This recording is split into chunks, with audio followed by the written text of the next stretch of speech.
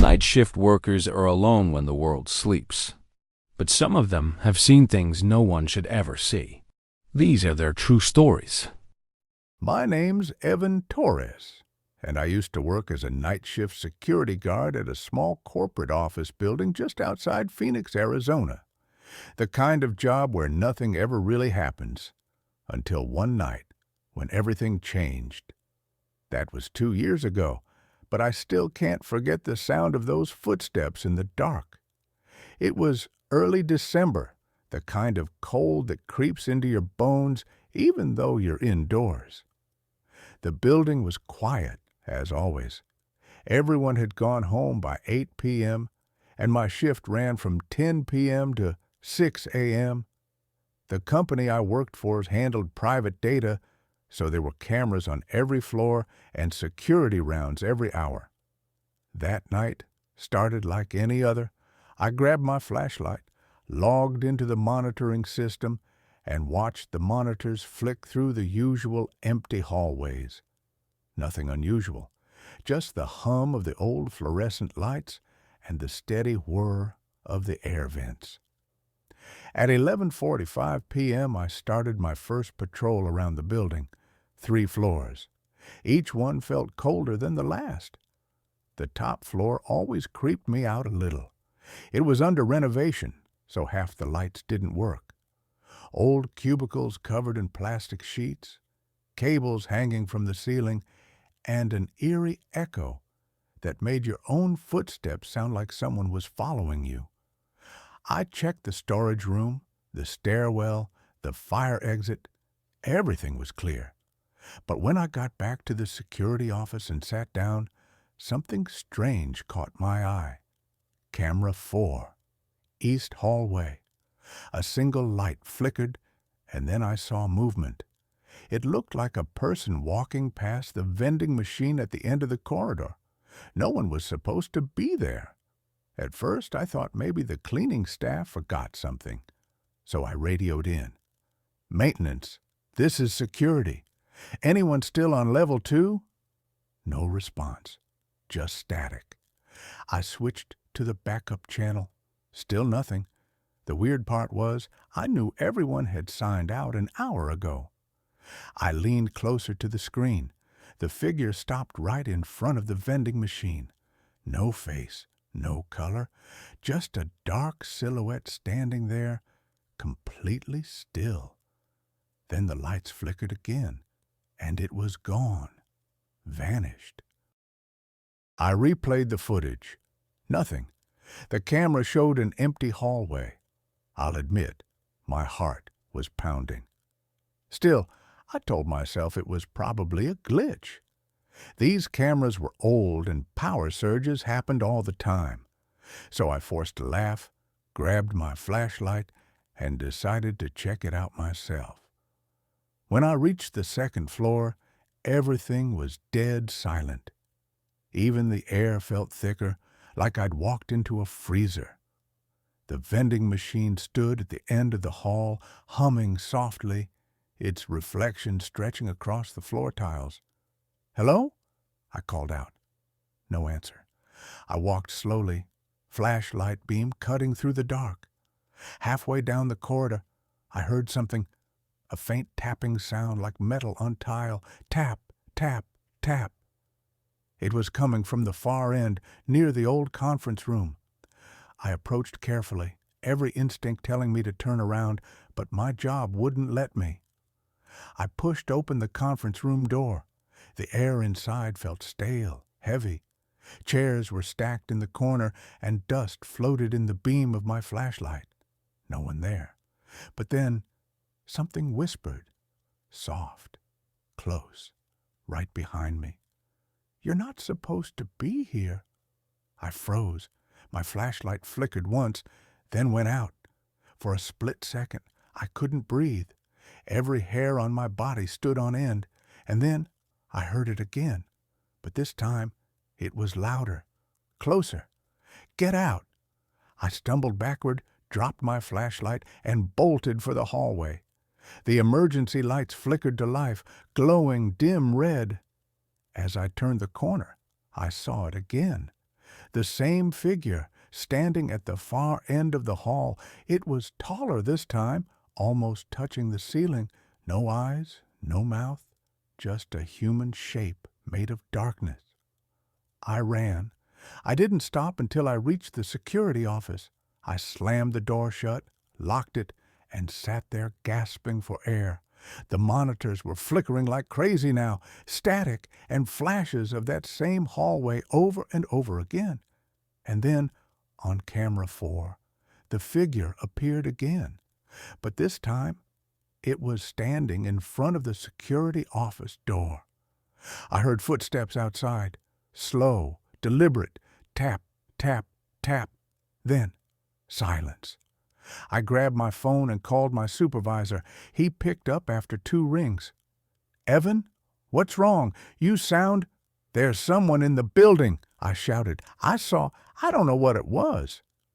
He told me to stay put, that he was sending another guard over. It took them 20 minutes to get there. During that time, I just sat there, staring at the door, praying nothing would open it. When the other guard arrived, we searched the entire building together, every room, every corner, nothing. But here's the thing. When I showed him the camera footage, the system had automatically overwritten the video. Every recording from that night, gone. The next morning, I handed in my resignation. Couldn't do it anymore. The supervisor didn't even argue. He just nodded, almost like he understood. 2 weeks later, I got a call from another guard who took over my shift. He sounded shaken. He said that on camera 4, he saw someone walking down the east hallway again. A man in a security uniform, looked just like me, except the timestamp showed 3:12 a.m., the exact time I ran from that hallway. He swore the figure looked straight into the camera and smiled. My name is Olivia Grant, and for 6 years I worked as a night nurse at a hospital in Ohio. Hospitals are supposed to be places of healing, but after what I experienced in that building, I don't think I'll ever step inside one again. It happened in 2019, during the night shift. I remember that night too clearly. The silence, the smell of antiseptic, and the hum of the fluorescent lights above. The kind of silence that feels like it's waiting for something terrible to happen. I was assigned to the 3rd floor near the old wing that had been closed for renovations. The hospital was short-staffed, and my supervisor asked me to help retrieve some old patient files from the basement archives. That basement, even during the day, no one liked going down there. The air was always cold, damp, and filled with a smell of old paper and rusted metal. The walls were covered in peeling paint, and the flickering lights cast long shadows that made everything feel alive. I remember stepping into the elevator, pressing the button marked B2, and feeling that drop in my stomach as the doors closed. The hum of the elevator was the only sound. When the doors opened, the air felt wrong, heavy, like the air itself was watching me. The basement was divided into 2 long corridors. To the left, the maintenance storage. To the right, the old patient record archives. That's where I needed to go. I walked down slowly, flashlight in hand. The overhead lights buzzed faintly, flickering every few seconds. I found the file room door half open, just enough for a person to slip through. Inside, rows and rows of metal shelves stretched into the darkness, filled with dusty files and old boxes. I found the folder I needed within minutes. Patient records, 1984 to 1989. But just as I reached up to grab it, I heard something, a soft, distant cough. It sounded like a woman. It came from deeper inside the archive room. I froze. No one was supposed to be down here. "Hello?" I called out. "Is someone there?" No reply, just the echo of my own voice. I told myself it was probably an echo from the vents or a maintenance worker nearby. Still, I couldn't shake the feeling that I wasn't alone. I grabbed the file, turned around, and the door that I'd left slightly open was now completely closed. I walked up quickly and tried the handle. It wouldn't budge, locked. My heart started racing. I yanked it again, harder this time, nothing. Then from behind me, I heard that cough again, followed by a soft humming, a woman's voice, humming a lullaby. It echoed faintly through the room, soft and sad. I could barely make out the tune, but it was familiar, like something from childhood. My flashlight flickered, and for a split second, I thought I saw someone standing at the far end of the aisle. A woman wearing what looked like a white hospital gown. Her back turned to me. "Ma'am," I said quietly, "do you need help?" No response. She just stood there, head slightly tilted, her hair falling over her face. Then she took a small step backward, her bare feet dragging on the floor, and vanished behind the shelves. I ran to where she was standing. No one there, just cold air and the faint smell of something burnt. I tried calling the front desk, but my radio only gave static. I even tried my phone. No signal.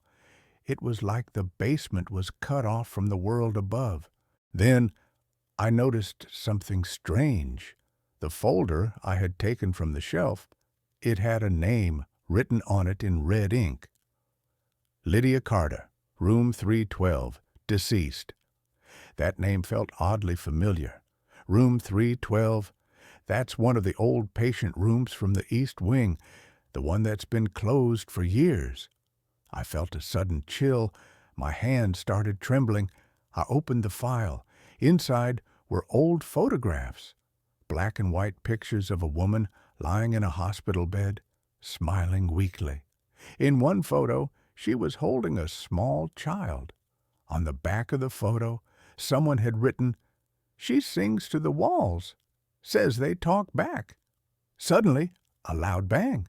Something fell off a shelf behind me. I turned, heart pounding, flashlight shaking in my hand. A box had fallen open, scattering papers all over the floor, and in the middle of them was an old hospital ID badge. The name read, Nurse Lydia Carter.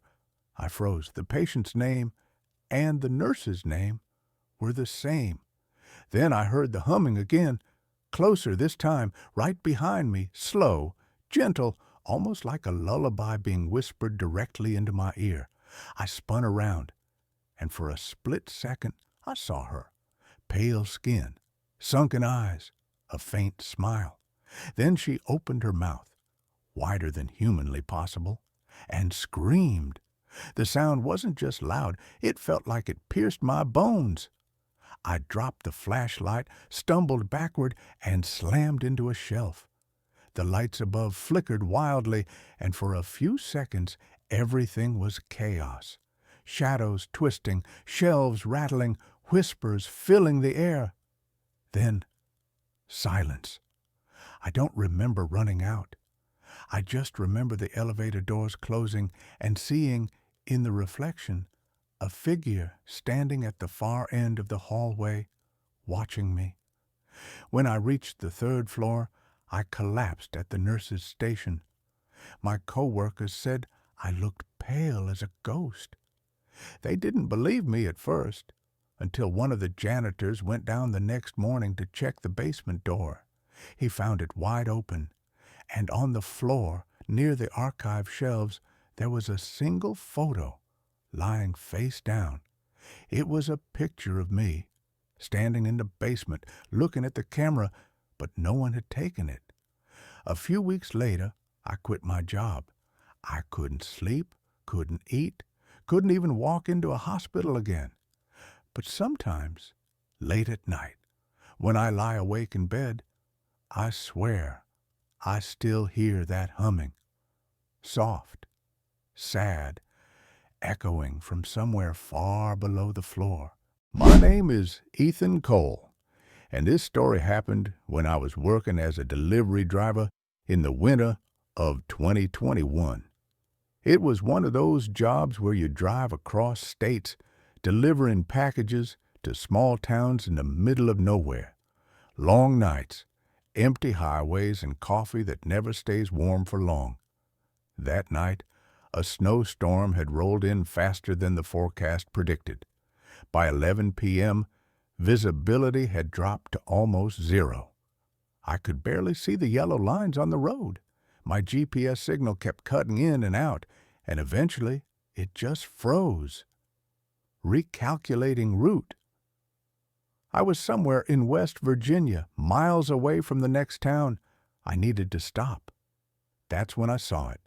A faded neon sign barely glowing through the snow. Hollow Creek Motel. Vacancy. The letters flickered in red and blue, half of them burned out. The place looked abandoned, but at that point, I didn't care. I just needed shelter and a bit of heat before my truck froze solid. I pulled into the lot, or what was left of it. Snow covered most of the pavement. There were maybe 6 rooms, all lined in a row, windows dark and cracked. The office light was faintly glowing, so I grabbed my bag and stepped inside. The bell above the door jingled weakly. Inside it smelled like dust and mildew. A small electric heater hummed in the corner. Behind the counter sat an old man, head down, flipping through a torn newspaper. He looked up slowly, his eyes pale and unfocused. "Need a room?" he asked. His voice was hoarse. "Yeah, just for the night," I replied. "Storm's too bad to drive." He nodded, reached under the counter, and handed me a brass key with a wooden tag. Room 3. "Cash only," he muttered. I handed him a 20. He didn't count it, just dropped it in a box and waved me off. When I stepped outside again, the wind howled like it was alive. The snow was piling up fast, making the ground crunch under my boots. Room 3 was near the end, door half rotten, paint peeling. Inside, the room was freezing. There was a single bed, a broken TV, and a small lamp flickering weakly on the nightstand. The air smelled old, like mold, smoke, and something metallic underneath. I turned the heater on and collapsed on the bed, just wanting to rest. But after a few minutes, I heard something strange. A faint knocking sound, soft, steady, coming from the room next door. Thud, thud, thud. I figured maybe someone else had checked in. But when I peeked outside, every other room was dark. No lights, no cars, nothing. The sound stopped when I stepped out. But as soon as I went back inside, thud, thud, thud. It was rhythmic, like someone tapping a wall in slow, deliberate intervals. I tried to ignore it, put in my earbuds, and lay back. But just as I was about to doze off, I heard something that made my blood run cold. A woman's voice, muffled through the wall, whispering, "Don't stay in that room." I froze, pulled my earbuds out. Nothing, just the wind outside. Then again, this time louder, more desperate. "You need to leave, now." I jumped off the bed, heart pounding. "Hello?" I shouted, pressing my ear to the wall. There was no response, just silence. I grabbed my phone, no signal. Then I noticed something. The wall had deep scratches near the corner of the room, like fingernail marks dragged across the plaster. My flashlight caught something carved into the wood beside the window. Words scratched roughly into the frame. "Room 3, don't sleep." Suddenly, a loud bang from the next room. It sounded like a chair falling over, then a dragging sound, slow, scraping against the floor. I ran outside. Snow whipped at my face. The door to room 4 was slightly open. I shouted, "Hey, you okay in there?" No answer, just the sound of that same dragging noise. But now it stopped, and the door creaked wider, like it was inviting me in. I shined my flashlight inside. The room was empty. Dust everywhere, sheets torn, no footprints in the snow leading to or from the door. And then I saw it, on the wall above the bed, faint letters written in red, smeared like old blood. "She warned you." I stumbled back, nearly slipping on the icy steps. That's when I looked toward the office. The light that had been glowing before was now off.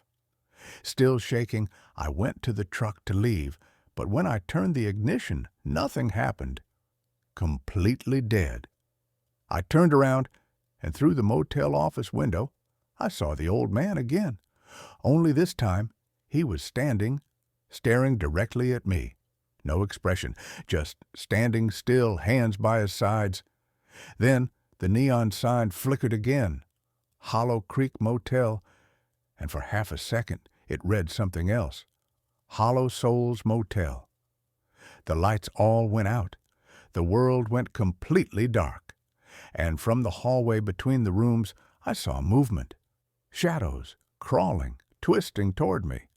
That was the last thing I remembered before I blacked out. When I woke up, it was morning. The storm had passed. The motel looked abandoned again. Boarded up, no lights, no footprints. The sign was gone. Only a rusted metal pole remained.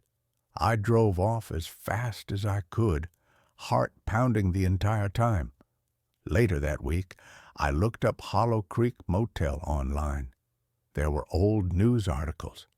It had been shut down in 1997 after a fire killed 6 people, including the motel owner, an old man named Walter Reed.